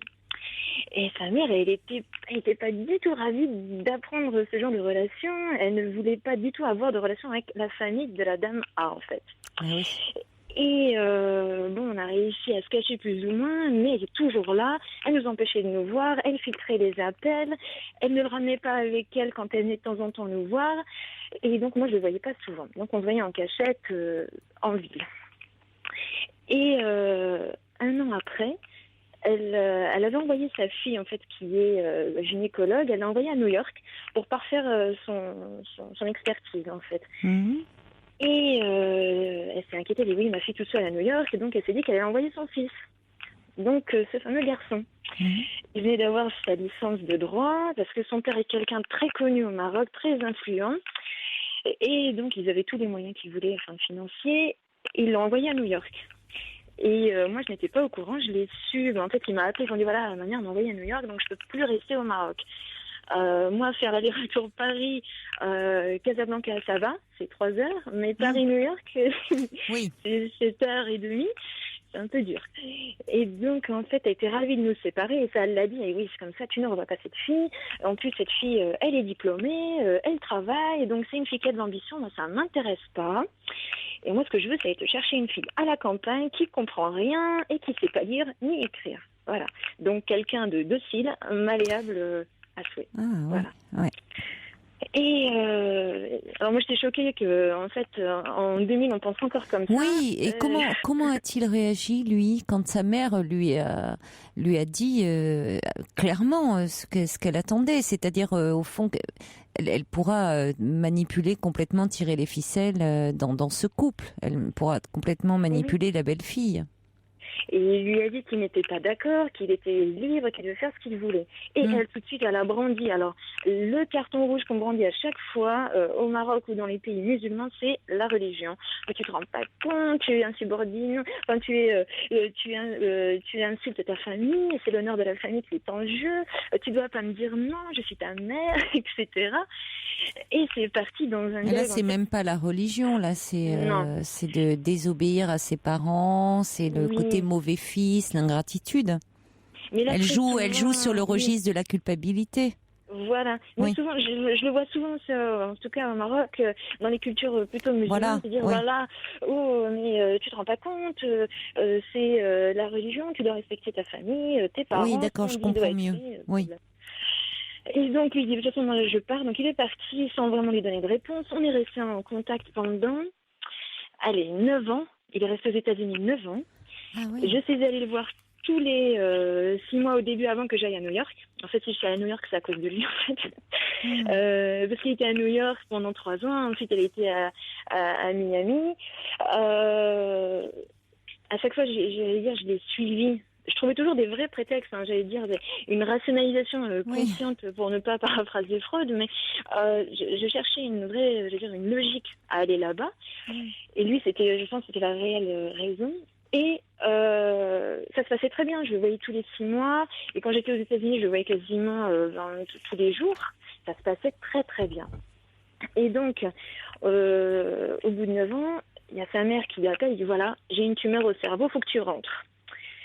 Sa sœur étant rentrée entre-temps. Et donc, nous, on s'est inquiétés. Elle a une tumeur au cerveau, etc. Donc, on s'était dit qu'il rentrerait au Maroc. Et moi, je me débrouillerais, en fait, pour rentrer au Maroc et qu'on puisse se marier là-bas et ou rester au Maroc ou revenir en France. En fait, on avait le choix. Quand il est revenu au Maroc, en fait, sa mère n'a jamais eu de tumeur. Elle a prétexté ça pour le faire rentrer, parce qu'il ne voulait pas rentrer au Maroc, il voulait rester aux États-Unis. Elle dit, voilà, je t'ai trouvé une fille, il faut absolument que tu rentres, tu vas te marier avec elle, c'est une fille très gentille, elle a 20 ans, tu vas voir, elle vient de la campagne de Pétaouchnok, pour dire ça comme ça.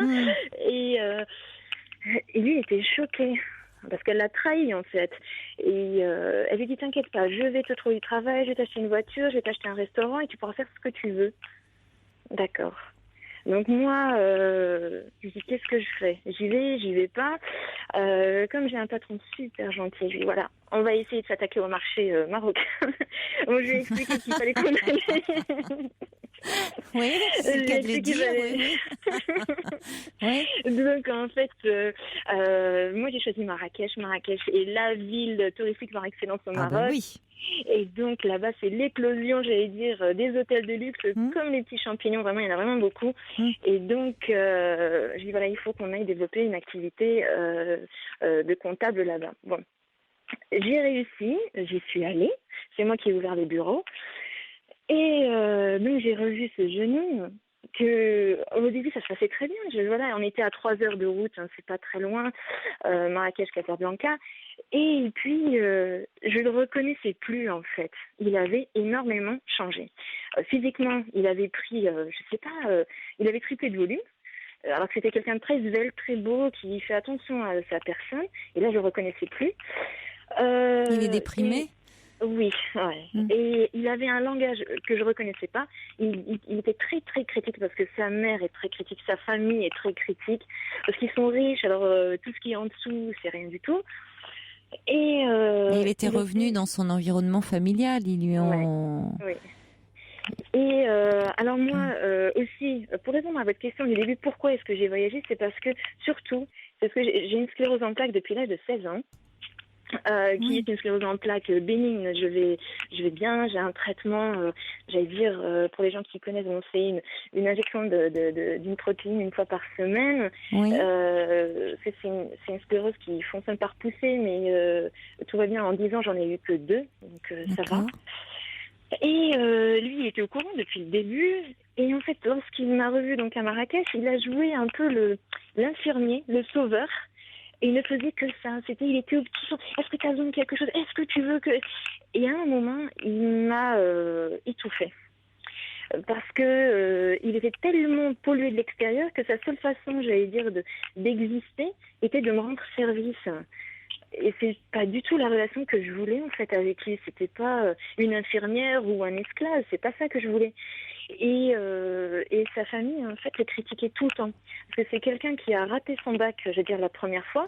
Et sa mère en a beaucoup voulu au point de lui donner, pour voir la cruauté de cette femme, elle lui donnait à manger par terre. Elle fait comme tu as raté ton bac, tu n'es qu'un chien, donc tu mérites de manger comme un chien. Et elle lui donnait sa gamelle par terre en fait. Mais là, je vois, comme on arrive à la fin de l'émission, Inès, je voulais vous demander aujourd'hui, avec lui, où en êtes-vous dans votre relation? Enfin, qu'est-ce que vous... En fait, il a essayé, alors, il a 2 tentatives de suicide, et que j'ai pu rattraper... Il a fait 2 tentatives de suicide? Oui, oui.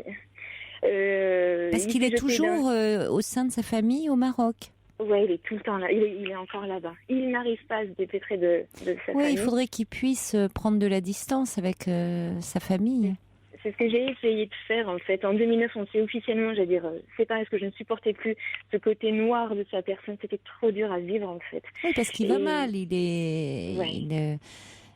C'est-à-dire que c'est terrible pour lui d'avoir à choisir ce que lui fait vivre sa mère. Hein. C'est-à-dire, elle lui demande au fond de choisir entre elle et la vie qu'il souhaite. Parce que lui, son choix, clairement, il aimerait être avec vous. Oui. Et c'est vrai que c'est un choix très douloureux et injuste parce que ça génère en lui une culpabilité terrible. Elle appuie vraiment sur ce poison qu'est la culpabilité. Voilà, exactement. Donc, au lieu de lui manifester de l'estime, de la confiance dont il aurait besoin, on voit bien à travers les exemples que vous donnez, elle lui renvoie l'image d'un mauvais fils. Bon, donc, il perd complètement confiance en lui, et il se sent désarmé et incapable de réussir, aussi bien dans sa vie personnelle même que professionnelle. Oui. Donc il faudrait qu'il puisse arriver à prendre de la distance. Vous savez, dans la Bible, il y a le jugement de Salomon. Hein, la vraie mère, c'est celle qui est prête à tout pour que son enfant vive loin d'elle, si c'est la condition pour qu'il puisse vivre. Ah, mais elle, c'est tout le contraire. Hein. On s'est vu il y a 2 semaines. Je vois, oui. On s'est vu il y a 2 semaines. J'avais eu la mauvaise idée de le dire à son frère. Et lui, ce crétin, il va le dire à sa mère. Et elle débarque le soir même à Casablanca. Elle a fait le trajet à Rabat-Casa, c'est-à-dire 1 heure de route. Mais tant qu'il ne s'éloignera pas de sa famille, vous aurez beaucoup de mal à... Et pour le moment, il est happé par sa famille. Oui, alors en plus, c'est dans un environnement où ils sont tous bien positionnés. Hein. Il y a une gynéco, une pharmacienne, un notaire, un avocat. Certainement que pour sa mère, on a fonctionné comme ça. C'est-à-dire sa mère n'a pas dû avoir le choix. Hein. Dans sa vie de femme, on a décidé pour elle, et elle reproduit un scénario. Il faudrait qu'ils comprennent ça. Et que c'est son pouvoir à elle, et elle le lâchera pas. Que pour autant, lui n'est pas un mauvais fils de décider de sa vie. Et qu'aujourd'hui, elle veut régenter sa vie. Il faudrait qu'il puisse s'extraire de ça. Et que vous, évidemment, elle pourra pas contrôler votre vie. Vous êtes intelligente, autonome, très émancipée. Donc vous êtes un danger, vous représentez un danger pour elle.